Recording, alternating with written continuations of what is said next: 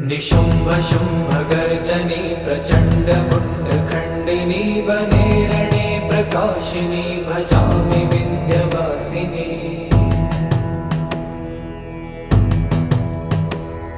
त्रिशूलमुण्डधारिणी धराविघातहारिणी गृहे गृहे निवासिनी भजामि विन्ध्यवासिनी।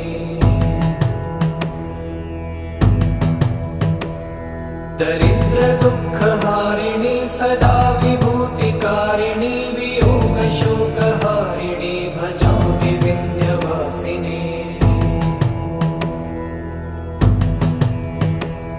लसत्सुलोललोचनं लतासनं वरप्रदं कपालशूलधारिणी भजामि विन्ध्यवासिनी।